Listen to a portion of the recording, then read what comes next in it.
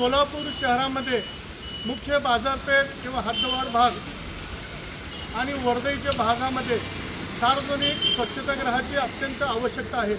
13 लाख लोकसंख्येच्या पाठीमागं फक्त बोटात मोजणे इतकेच शौचालयाची संख्या सोलापूर शहरात आहे। त्यामुळे अनेक नागरिकांना, आमच्या महिला भगिनींना याचा त्रास सहन करावा लागत आहे। अनेक वेळा माध्यमातून याबाबत आवाज उठवला तरी महानगरपालिकाचे डोकं ठिकाणावर नाही।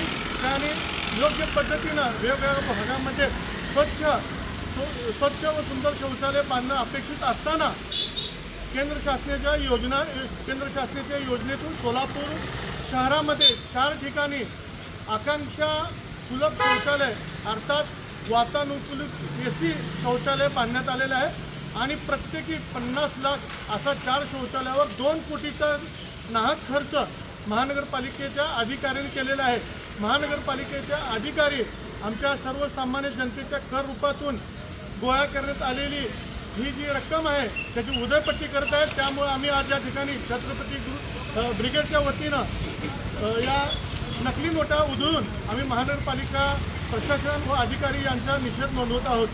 त्याचबरोबर खरंच या शौचालयाला 50 लाख रुपये खर्च येतो का हा सुद्धा प्रश्नचिन्ह आहे आणि नक्कीच या शौचालयाचं बांधकाम निकृष्ट दर्जाचं झालेलं आहे।